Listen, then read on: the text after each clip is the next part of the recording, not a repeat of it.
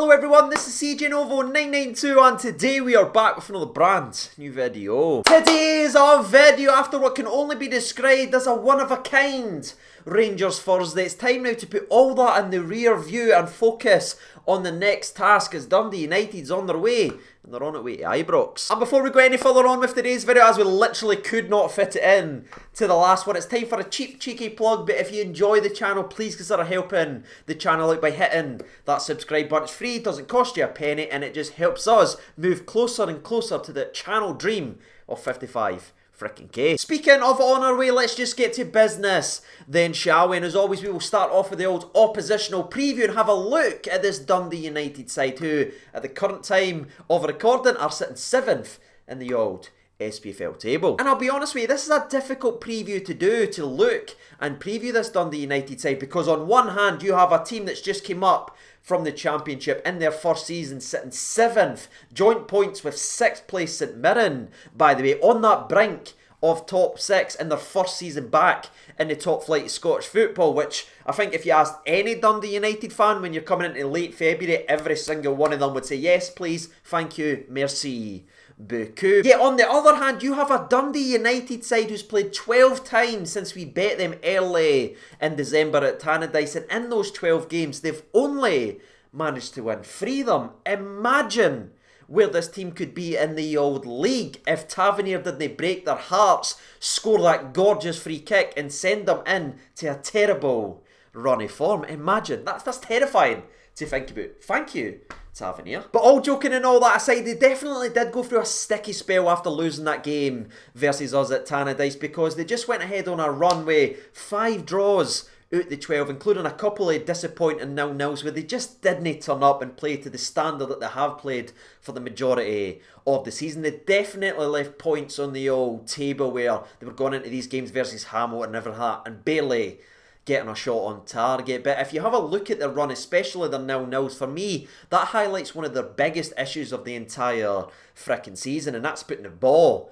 into the back of net, because as I'm currently recording today's video, they have only scored 26 goals all frickin' season, which is the second joint lowest in the league. Which is a real surprise when you look at who they've got up top, and you've got players you would class here as natural goal scorers. But one of the problems for Dundee United is actually getting the ball for the midfield and from the defence up to the strikers in an area where they can put the ball into the back of net. And I do think it is that chance creation that is holding them back this season, thankfully, so they're not any higher in the old league. Because listen, me and you, we've now seen this team a couple times already, right? We know what they're all about. They're big, physical and defensive, got a midfield that will literally never ever stop running. It's like they're getting caffeine injections straight into the old system. They never tire, and you can never ever fault their work rate of their squad. But it's when they've got the ball at their feet that seems to be what's holding this team back. But to round off that 12-match run coming in to this game of football, we've spoken about 3 wins for them, we've spoken about 5 draws, so anyone who's quick at maths knows exactly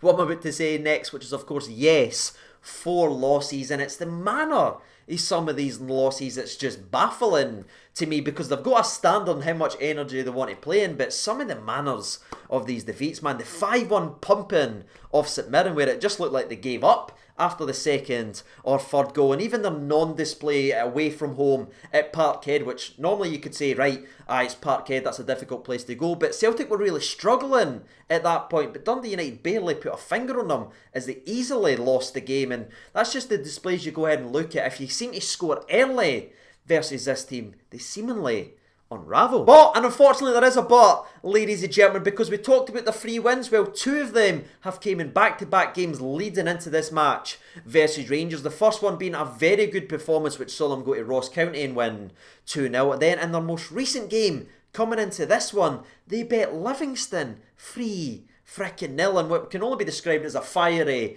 game of football, as both teams got a player sent off. But no many teams go and plays Livingston now and beats them 3-0, especially under Martindale. So that just shows you what this team is capable of when it actually clicks. And I just think if you take all that what we've spoken about in today's video and you weave it together, you will get a much clearer picture of who this Dundee United side is. And for me, that is the ultimate hit or miss side this season, because when they are on it and when it clicks and when they are properly motivated, they will be very difficult to beat, and they can give anyone a run for their money in this league because of their work rate, their effort, and how much they can press all over the park, i.e. the game versus Hamilton we saw a couple of weeks ago, and even in our most recent game in Europe. But when it isn't clicking and when they aren't at their best, and as we've already mentioned, if you can get a early goal, against them, they seem to unravel, and it's a much more easier, manageable game. Guess which one I want to see? The frickin' Mora. But that's it for the old oppositional preview, by the way. I'm fully expecting Dundee United to come in here with a point to prove and to make it as difficult as possible. Regarding how they're actually setting up, however, they usually set up in a kind of 4-4-2 variant. That's what the majority of the season has been. But if you pay attention to whenever they seem to play Rangers or Celtic, they always revert to the 5-4-1 formation. So that's what I'm expecting to see them tomorrow, to change their shape, change their formation, and go back to the 5-4-1. Whether that sets up as a 3-5-2 on the graphic, I think it'll be quickly shown what the formation actually is, and that's a banky 5, a banky 4, and the long ball to whoever is picked. And listen, we all know how difficult a properly structured 5-4-1 can be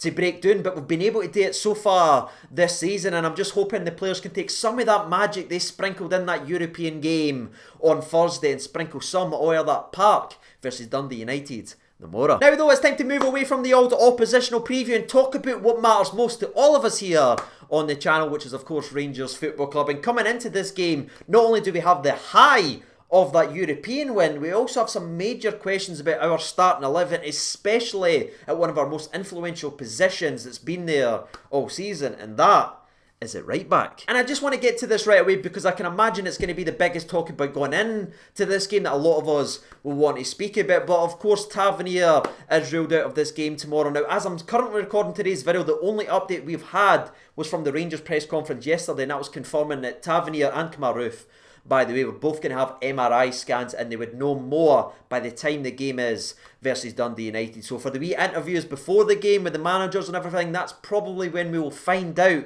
whether or not we will see Tavernier again this season. Touch wood, fingers crossed, do whatever that needs to be done that he is. So again this season, but again we won't find out exactly when we'll see the skipper again until just before the match versus Dundee United. The only update we got regarding the kind of timescale is Gerrard confirmed he expects him to be missing for a few at least. And listen, I'm not going to beat around the bush and try and polish this up. This will be a massive loss to us as a football team. However, as we saw on Thursday, big Leon Balogun, who had obviously previous playing there in his younger days in Germany, can go there and do a job. And you look at what his attributes and his traits are, it's power and it's pace, and he's no bad on a football. He's not going to be able to spring forward and put balls in like Tavernier or anything like that. I think he'll be a much more defensive option down that right hand side, but that isn't necessarily the worst thing to have, because not only do we have the creative attacking players to try and pick up the slack between them and offer something similar to the output that Tavernier does all damn day, they're going to have to split that up between them to try and offer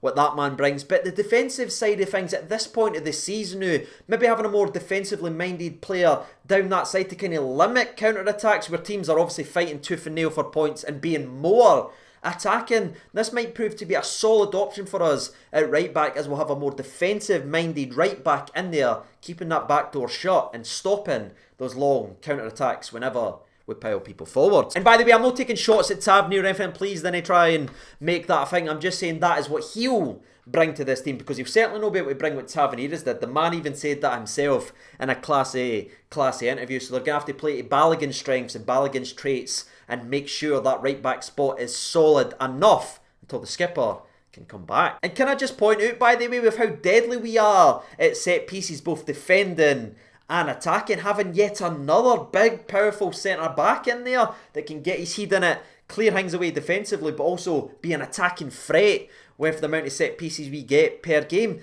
That's pretty exciting to me, because that surely will create some mismatches and opportunities for people. So that might be something to look at over not only this game, but the games coming forward. Moving away from the big man though, who will start at right back tomorrow, we obviously have covering Ryan Jack, and interestingly, Gerrard even mentioned Scotty Arfield playing at right back, but that makes me nervous in the old plump bag, so I didn't want to go down that road. I think we're solid enough right now, and if Balogun can take to this role and put in a similar performance like he did on Thursday, I'll be confident and I'll be happy going forward until the skipper comes back. But as the gaffer did say during this week's press conference, depending on the severity of this injury to Tavernier, they may assess outside options in terms of an emergency deal and everything like that to fill that gap, whether that is an emergency loan or a cheeky wee free agent. And the latter there is very interesting, but as soon as I hear any more, I will let you know down there in the comment section, or we'll go ahead and make a wee cheeky video on it. But moving away from the injury side of things for just a brief moment, I've seen a lot of people saying, do you think Thursday's game is actually going to negatively impact us, and this is going to be a kind of slow,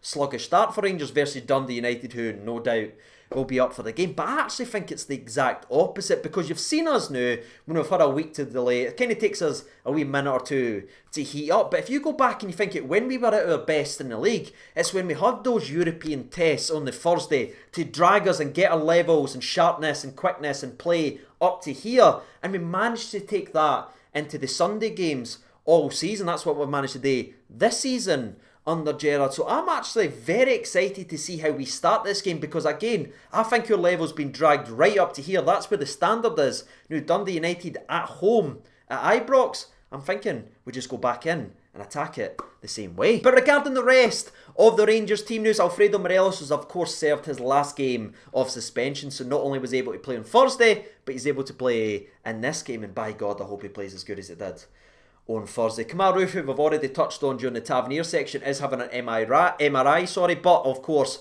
is suspended for 2 games anyway. The rest of the team, however, came through without an issue, and that's big because Ryan Jack was rested for that game. Ryan Kent had a little niggle and was getting rested and had to come on the park, but thankfully both of them are good to go and are expected to start in tomorrow's game, and that's just all so damn positive news, especially given how that game went and how much the players went into it. Having everyone fresh and ready and raring to go is a massive positive. The only exception to that rule is of course the long-term injury of Big Katic, who we don't expect to see now after the decision was made to be patient with the laddie because of how serious the injury was. But that's it, ladies and gentlemen. That's been the oppositional preview. That's been the Rangers conversation, and that is the latest Rangers team news. Now, all that's left is for me and thee to share our opinions ahead of the game and try to predict the unpredictable. So while you guys are hopefully getting involved down there in the comments section below, I will give you mine very briefly. I'm expecting a return to form. I'm expecting us to dominate